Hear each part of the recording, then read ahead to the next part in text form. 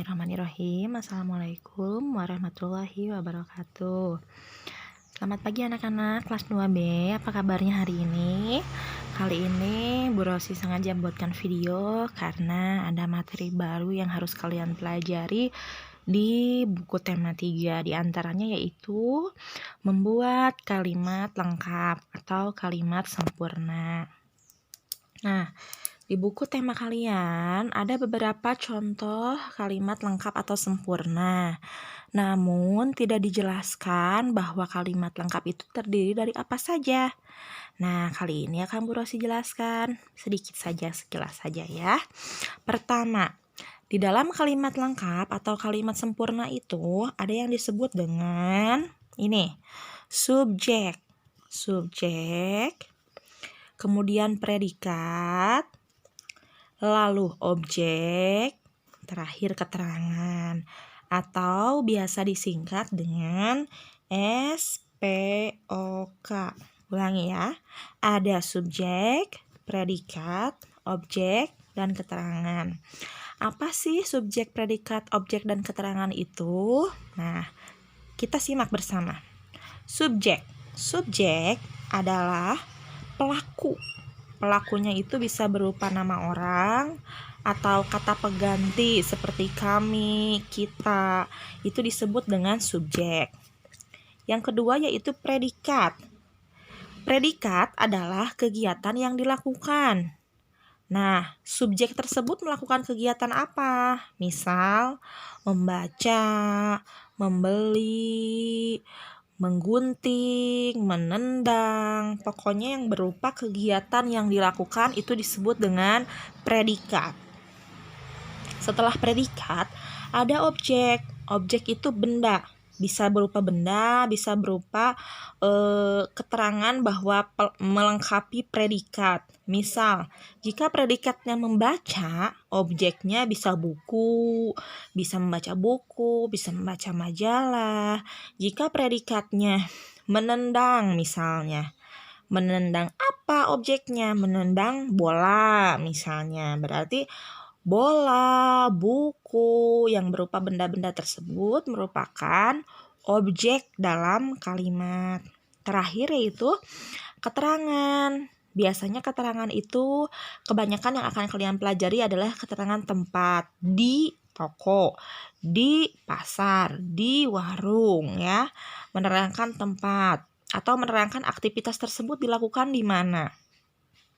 Misal Ali, contoh subjeknya Ali ya. Ali, kemudian predikatnya menendang, objeknya bola. Keterangannya misalnya di lapangan, berarti kalimat lengkapnya adalah Ali menendang bola di lapangan. Seperti itu ya. Ingat-ingat di dalam kalimat lengkap 4 nama, subjek, predikat, objek, keterangan ini harus muncul.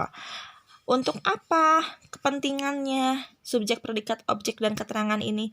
Untuk kalian memudahkan kalimat acak yang ada di buku tema kalian. Oke, kita langsung contohnya ya. Contoh. Bu Rosi merapikan buku di perpustakaan. Ini sudah menyusun ya. Kita isi. Tadi ada SPOK. S, subjek. Yang mana subjeknya? Subjek itu katanya pelaku atau nama orang. Subjeknya berarti Bu Rosi. Ditulis. Bu Rosi itu di sini sebagai subjek. Kemudian merapikan. Merapikan itu termasuk apa di atas? Subjek, predikat, objek, atau keterangan? Predikat ya, kegiatan yang dilakukan Bu Rosi adalah merapikan. Berarti merapikan itu predikat. Kemudian buku. Apa yang dirapikan? Buku. Berarti buku termasuk objek atau benda pelengkap predikat. Objek. Terakhir di perpustakaan. Di mana dirapikannya buku tersebut? Di perpustakaan. Perpustakaan merupakan keterangan, menerangkan tempat, menerangkan aktivitas merapikan objek ini. Berarti di perpustakaan merupakan keterangan. Oke. Seperti ini. Bu Rosi subjek, merapikan predikat, buku objek, di perpustakaan keterangan. Nah, bagaimana jika kalimat lengkap tersebut Bu Rosi acak? Nih di bawah. Diacak menjadi buku, di perpustakaan, Bu Rosi merapikan. Langkah pertama dalam menyusun kata acak menjadi kalimat lengkap adalah agar kalian lebih mudah, pertama beri nomor di bawahnya. Yang pertama ditulis itu biasanya subjek. Mana subjeknya? Subjeknya adalah Bu Rosi, berarti Bu Rosi beri nomor 1. Setelah subjek, diikuti dengan predikat. Mana yang predikat? Buku, di perpustakaan, atau merapikan. Yang merupakan aktivitas, kegiatan yang dilakukan. Merapikan, berarti merapikan beri 2. Kemudian, apa yang dirapikan? Benda apa yang dirapikan? Objeknya mana? Buku atau di perpustakaan? Buku, berarti buku diberi nomor 3. Di mana merapikan bukunya? Di perpustakaan. Keterangan, beri nomor 4. Setelah diberi nomor seperti ini, nanti kalian dalam menjawabnya tinggal menulis ulang. Mulai dari nomor 1, kemudian 2, kemudian 3, terakhir yang keempat. Kalimatnya menjadi Bu Rosi merapikan buku di perpustakaan.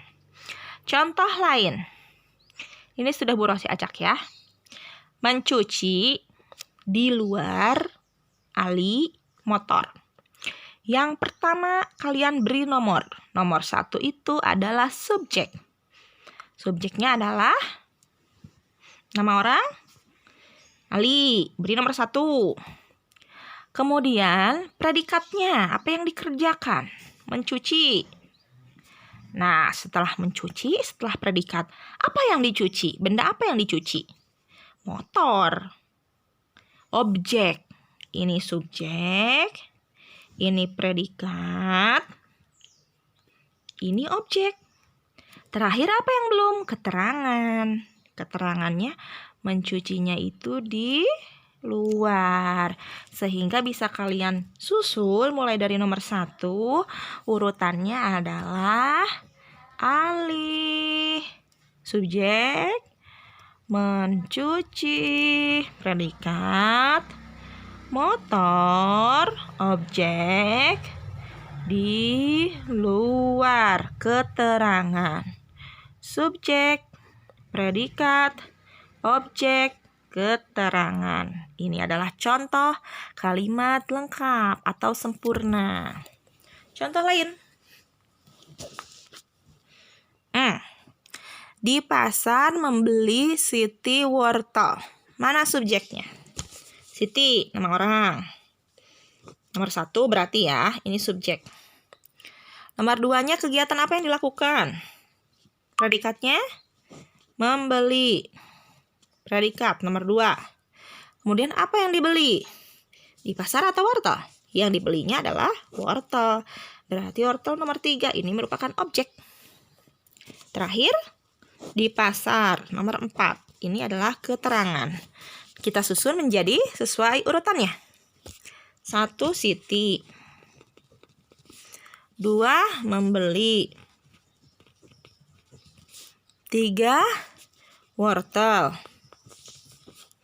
4. Di pasar. Siti subjek, membeli predikat, wortel objek, di pasar keterangan. Oke.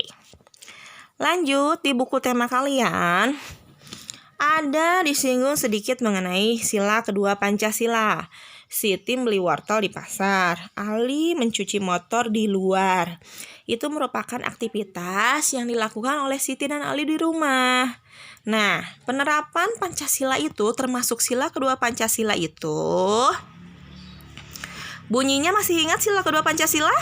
Kedua, kemanusiaan yang adil dan beradab. Lambangnya adalah rantai. Ingat-ingat ya, sila kedua kemanusiaan yang adil dan beradab, lambangnya adalah rantai. Itu pembelajaran tema 1 dan 2. Nah, pembelajaran hari ini adalah kalian analisis. Apa saja penerapan sila-sila Pancasila yang bisa dilakukan di rumah, seperti yang ada di contoh cerita sebelumnya.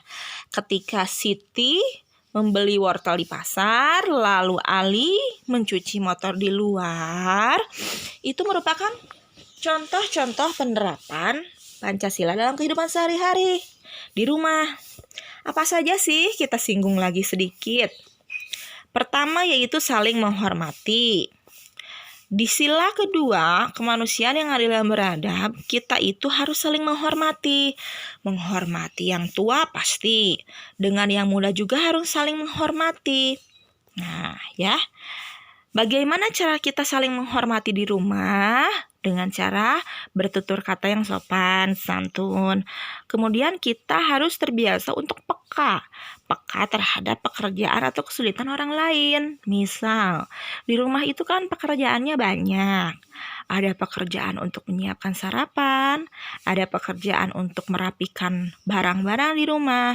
Nah, pekerjaan tersebut bisa kalian bantu mulai dari hal-hal yang paling kecil. Misal, ketika ibu kalian akan memasak, kalian bantu mencucikan sayuran atau bantu memotong mungkin jika sudah bisa.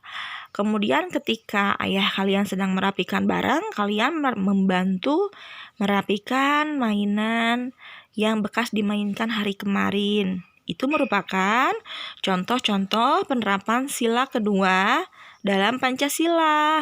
Membantu orang yang kesulitan. Sulit di sini artinya butuh bantuan, ya.